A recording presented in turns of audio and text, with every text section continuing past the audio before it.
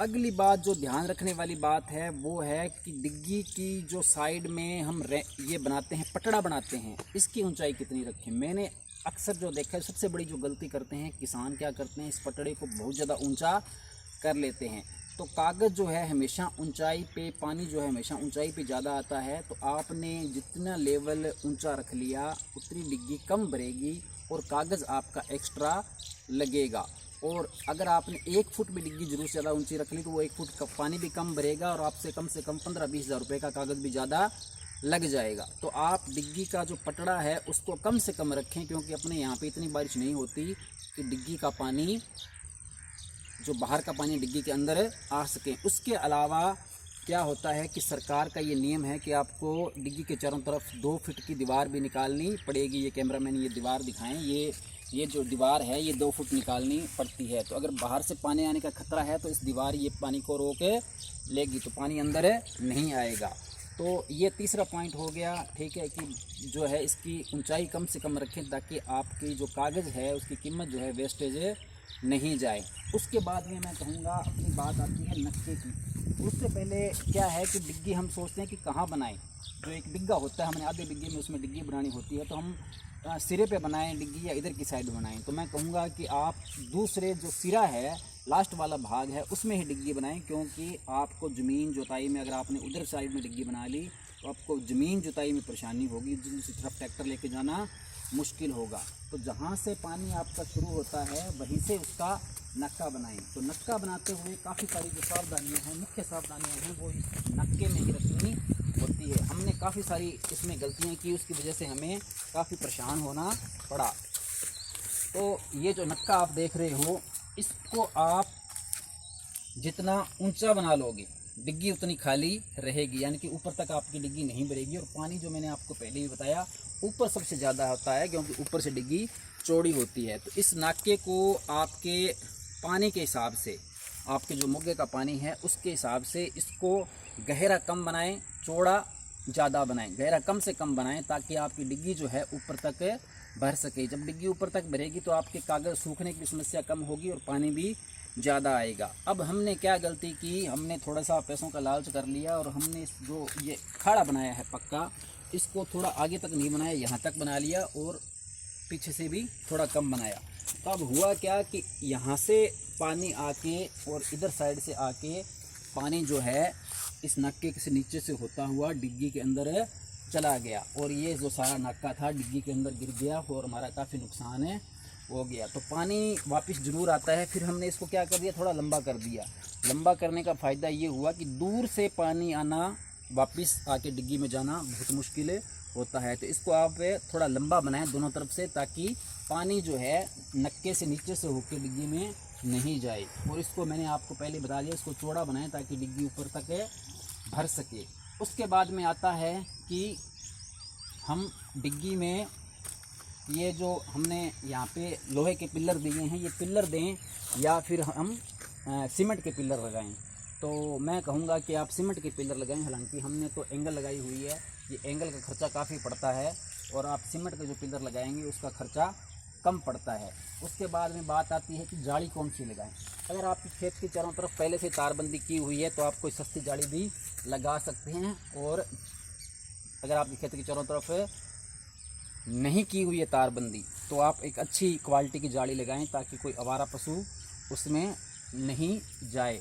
उसके बाद में क्या होता है कि हम इसको, जैसे हमने अभी खुला छोड़ रखा है, तो इसको हम खुला छोड़ देते हैं तो इसके अंदर से कोई जानवर पानी पीने के प्रयास में, गिद्दड़ या कोई कुत्ता या कोई अन्य जानवर है इसके अंदर गिर सकता है। तो हमने ये लोहे की एक जाली बना के रखी हुई है। जब हम डिग्गी में पानी लगा लेते हैं तो इस जाली को हम यहाँ पे लगा देते हैं कि बारिश का थोड़ा बहुत पानी आए तो पानी अंदर जा सके, लेकिन कोई जानवर इसके अंदर नहीं गिरे। उसके अलावा हमने कचरा रोकने के लिए यहाँ पे ये 3 सरिये दिए हैं ताकि जो बड़ा कचरा है डिग्गी के अंदर नहीं जाए। और आप इसको यहाँ पे मतलब थोड़ी दूरी पे कचरा दे के बड़ा कचरा ये रोक देंगे और 3 सरिये थोड़ी थोड़ी कम दूरी पे आगे भी दे सकते हैं, छोटा कचरा वो रोक देंगे, डिग्गी के अंदर वो नहीं जाने देंगे। उसके अलावा हमने यहाँ पे एक गड्ढा अनुमा छोटी डिग्गी बनाई है। इसका फ़ायदा क्या होता है कि डिग्गी खाड़े में, जो कच्चे खाड़े में या पक्के खाड़े के अंदर जो गाद आ रही है, मिट्टी आ रही है, कंकड़ पत्थर आ रहे हैं, वो सारे इसमें जमा हो जाएंगे। डिग्गी का अंदर पानी आपका बिल्कुल साफ जाएगा। तो ये कुछ प्रमुख बातें ध्यान रखने वाली थी। उसके अलावा बात आती है कि हम कागज़ कौन सा लगाएं। ये जो हमने कागज़ लगाया है, ये 2 प्रकार की क्वालिटी कागज़ आता है। एक तो खुरदरा कागज़ आता है और एक चिकना कागज़ आता है। इस क्वालिटी का जो नाम है वो मुझे अभी याद नहीं आ रहा, लेकिन ये 2 ही कंपनियां श्रीगंगानगर में बनाती हैं जो सरकार से सर्टिफाइड हैं। ये एक्स-रे क्वालिटी का कागज़ है। तो इसके भी फ़ायदे और नुकसान हैं। हालांकि अन्य कागज़ों से थोड़ा कॉस्टली है, लेकिन ये जो कागज़ है जल्दी से आपका गलेगा नहीं, काफ़ी टाइम तक चलेगा। लेकिन इसका एक माइनस पॉइंट ये है कि अगर इसमें कोई कुत्ता बिल्ला गिर गया या थोड़ी सी भी कोई ईंट पत्थर गिर गई तो ये फटता बहुत जल्दी है। तो इसका ये नुकसान है। तो ये कागज़ तो उस टाइम शायद 13-14 रुपये प्रति स्क्वायर फीट आया था।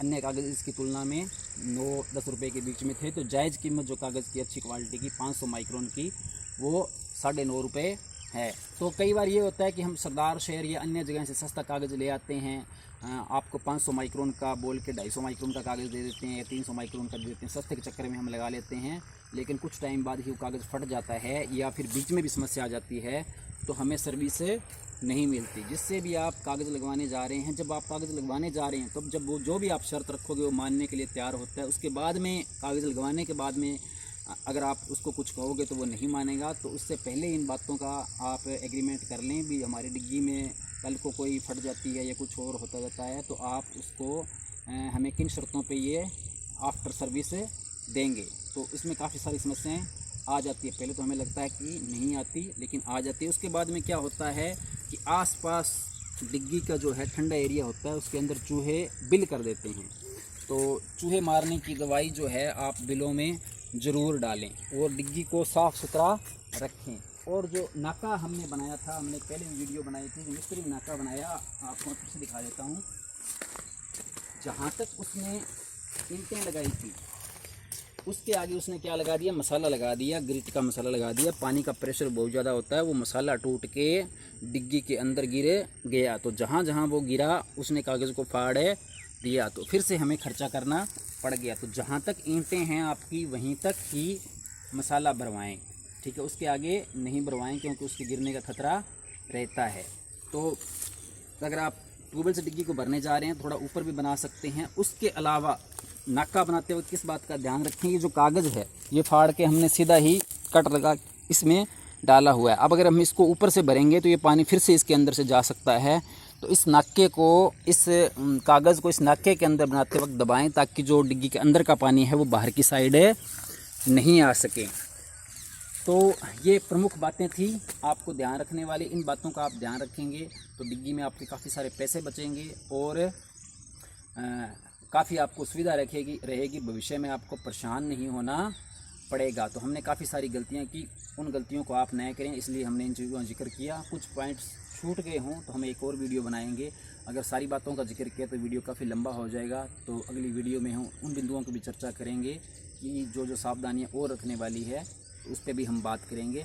फ़िलहाल यहीं तक। अगर अच्छी लगी हो बातें तो शेयर ज़रूर कर देना ताकि किसान भाइयों का फ़ायदा हो जाए। जो पहली बार डिग्गी बनाते हैं उनको अक्सर कई बातों का ध्यान नहीं होता। 100 बाई 100 की डिग्गी अगर 15 फुट गहरी खुदवाने जा रहे हैं तो एवरेज उसकी जो खुदाई का चार्ज है लगभग लाख रुपए के लमसम है। उससे ज़्यादा मांग रहा है तो वो नाजायज़ मांग रहा है। इतने भी आप बनवाते हैं तो एक ये उचित रेट है। बाकी बातों का जिक्र अगले वीडियो में। धन्यवाद भाइयों, शेयर लाइक ज़रूर कर देना।